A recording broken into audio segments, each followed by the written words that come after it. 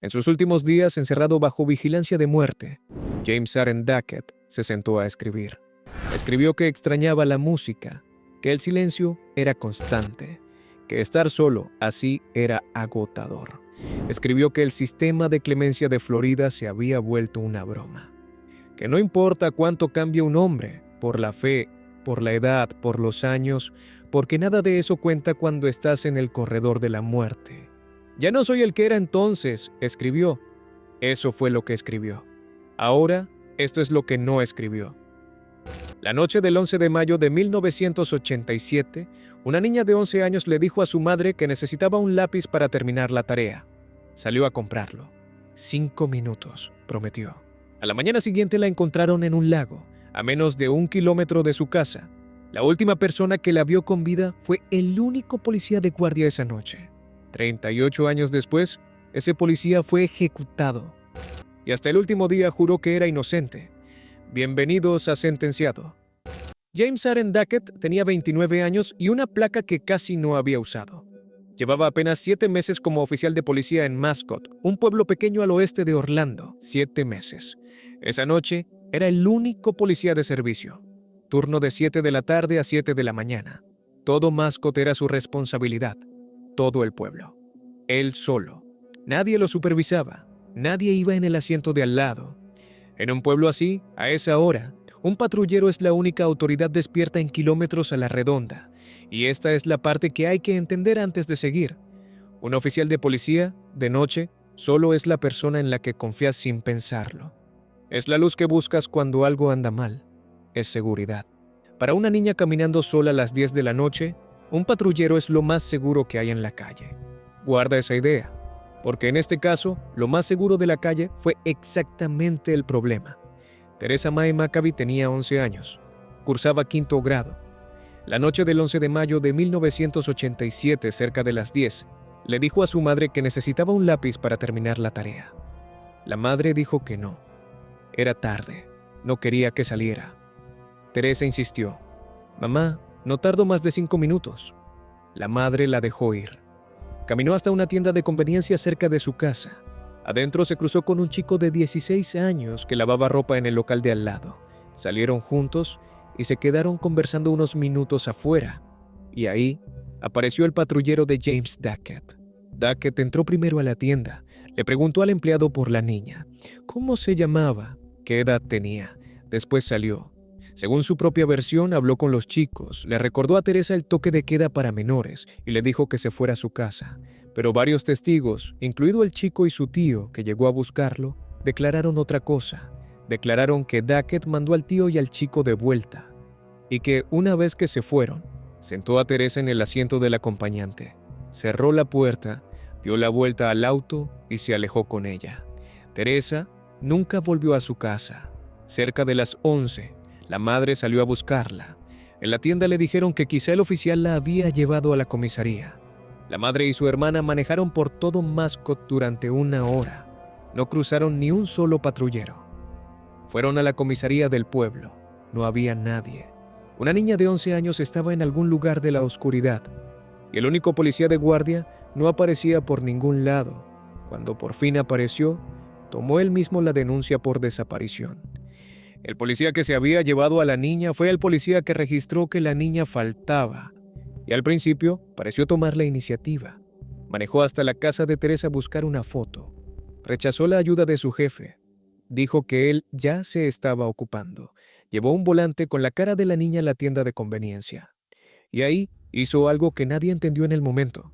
Le dijo al empleado que no lo pegara, que la foto no era buena, que iba a volver con una mejor. Nunca volvió. A la mañana siguiente, un pescador encontró el cuerpo de Teresa en Night Lake, a menos de 1 kilómetro de la tienda. El médico forense determinó que la niña había sido agredida sexualmente, estrangulada y ahogada. Tenía 11. No hace falta decir más que eso. Lo que importa ahora es a dónde apuntó la investigación, y apuntó desde el primer minuto al único hombre que había estado con ella. Empezaron a aparecer las piezas. Primero, las huellas. Las de Duckett y las de Teresa estaban juntas sobre el capó de su patrullero. La posición indicaba que la niña había estado sentada de espaldas sobre el capó. Duckett había jurado que Teresa nunca tocó su auto, Después, las marcas de neumáticos junto al lago. Eran raras, un modelo Goodyear para barro y nieve, pensado para el norte del país, casi nunca visto en Florida. El proveedor local había recibido por error solo 2 juegos de esos neumáticos en 9 años. Los 2 juegos habían terminado en los 2 patrulleros de mascota. Y después, la radio. La grabación del tráfico de radio de Duckett esa noche tenía un hueco.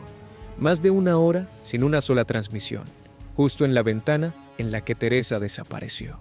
El único policía del pueblo, invisible, durante la hora exacta en que una niña se esfumó. Un empleado de otra tienda declaró algo parecido. La policía solía pasar cada 3/4 de hora. Esa noche, Duckett pasó temprano y no volvió hasta mucho después, cuando ya llevaba el volante. Duckett seguía negándolo todo. Dijo que se había detenido a tomar un café, que Teresa se había ido caminando a su casa. Pero la fiscalía no construyó el caso solo sobre esa noche, porque 3 mujeres jóvenes subieron al estrado a contar qué hacía James Duckett con su placa cuando estaba de servicio. Las 3 eran menudas, como Teresa. Una contó que a principios de 1987, Duckett la había subido al patrullero e intentado besarla. Otra describió algo ocurrido apenas 10 días antes del crimen. Caminaba sola por la carretera. Un patrullero se detuvo. Duckett le ofreció llevarla. Ella subió, era un policía, iba a llevarla a su casa, y en cambio la condujo a un naranjal, lejos de todo, y la tocó. Una tercera declaró que se había cruzado con él varias veces en lugares apartados mientras él patrullaba. Ese era el método. La placa, el uniforme, el patrullero. La autoridad que hacía que una chica sola pensara «estoy a salvo», justo antes de dejar de estarlo. ¿Te acuerdas de lo que te pedí que guardaras? Lo más seguro de la calle. Para estas chicas, lo más seguro de la calle era el hombre del que había que escapar. Y aquí quiero detenerme un segundo, porque este caso deja una lección incómoda. A los depredadores no siempre se los reconoce. Muchas veces se esconden justo detrás de lo que asociamos con protección. Un uniforme, un cargo, una posición de confianza. Enseñarles a los chicos a respetar a la autoridad es necesario, pero enseñarles que la incomodidad también es una señal, que pueden decir que no, que pueden gritar, que pueden correr aunque del otro lado haya un adulto con placa. Puede salvarles la vida. La confianza se gana. El uniforme solo no la garantiza. El juicio empezó en 1988. Al jurado le tomó menos de 90 minutos declararlo culpable de asesinato en primer grado y agresión sexual. Recomendaron la muerte por 8 votos contra 4. El juez Jerry Lockett lo condenó a morir en la silla eléctrica. Y ahí la historia debería cerrarse. Pero no cierra, porque con los años la base del caso empezó a agrietarse. Empecemos por la evidencia estrella de la fiscalía. Un único cabello, hallado entre la ropa de Teresa. Un agente del FBI, experto en análisis de pelo, declaró que ese cabello coincidía casi con certeza con Duckett. Ese agente se llamaba Michael Malone. Años después, una revisión del Departamento de Justicia demolió a Malone. Concluyó que había exagerado o falsificado coincidencias en caso tras caso. Lo describieron como uno de los analistas más problemáticos del laboratorio del FBI. Y no fue solo Malone. La propia técnica, la comparación microscópica de cabello quedó calificada en esencia como pseudociencia. El cabello del caso ni siquiera tenía raíz, que es donde está el ADN. Nunca sirvió para una prueba genética confiable. El Estado supo de los problemas con Malone en 2012. No se lo informó a la defensa hasta 2026. Y hay más. El caso se apoyaba también en el testimonio de una testigo clave. Con los años, esa testigo se retractó. Dijo que su declaración había sido falsa, arrancada bajo presión de los investigadores. Duckett mantuvo su inocencia durante 4 décadas, y buena parte de lo que lo puso en el corredor de la muerte, el cabello, esa testigo, se fue cayendo a pedazos con el tiempo. Guarda esa grieta, porque no se cerró nunca.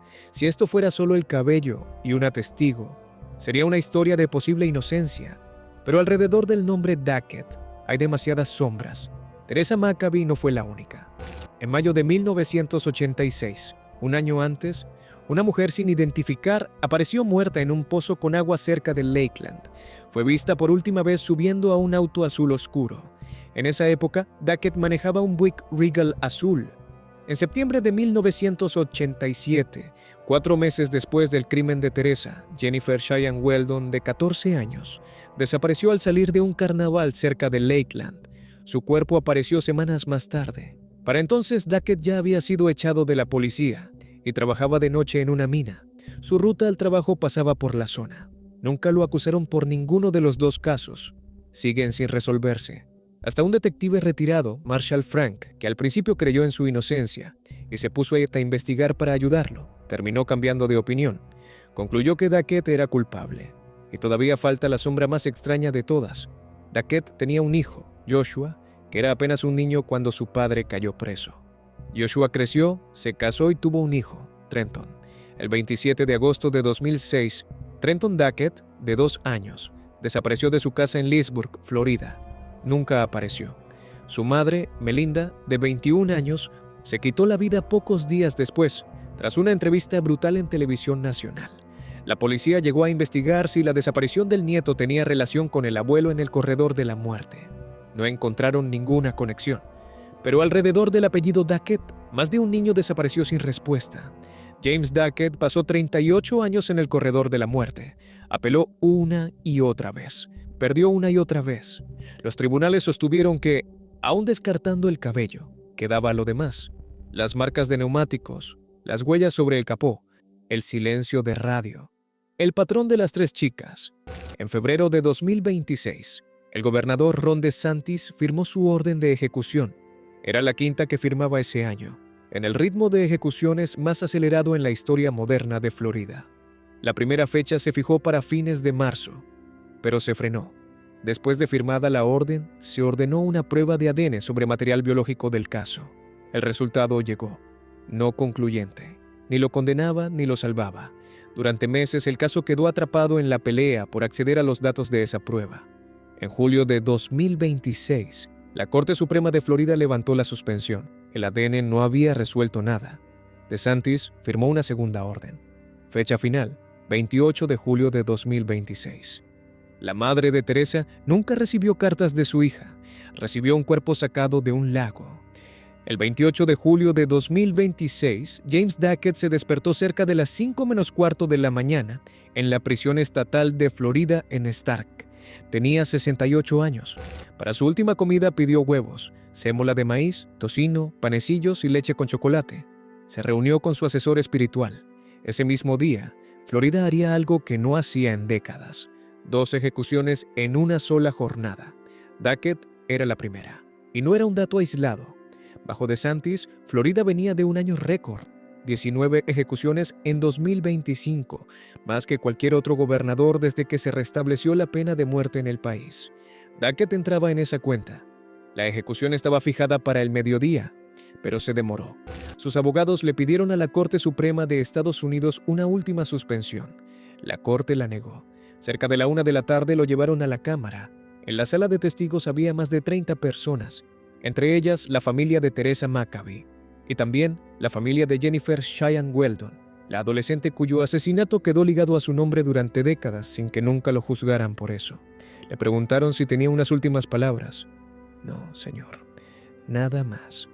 Ni una disculpa, ni una confesión, ni una última declaración de inocencia. Comenzaron los fármacos. Unos minutos después, el director sacudió su cuerpo y llamó su nombre. No hubo respuesta. Fue declarado muerto a la 1:19 de la tarde. Afuera, la madre de Teresa habló ante las cámaras, apoyada en un andador llorando. Había esperado, dijo, casi 40 años para verlo muerto. 40 años. Por 5 minutos que una niña pidió para comprar un lápiz. James Duckett murió como vivió las últimas 4 décadas, jurando que no había sido él. Y este caso te deja con una pregunta que no es cómoda, porque de un lado están las grietas, un cabello que era pseudociencia, un analista del FBI desenmascarado, una testigo que se retractó, un ADN que no concluyó nada, un hombre que gritó su inocencia durante 38 años. Del otro lado están las marcas de neumáticos, las huellas sobre el capó, la hora de radio en silencio, 3 chicas que contaron lo mismo y 2 asesinatos sin resolver que rodean su nombre. Florida decidió que las sombras pesaban más que las grietas y lo ejecutó. ¿Tú qué piensas? ¿Florida ejecutó a un depredador que se escondió 40 años detrás de una placa? ¿O mató a un hombre sobre una evidencia que hoy no se sostendría? Te leo en los comentarios. Soy tu narrador y esto fue Sentenciado.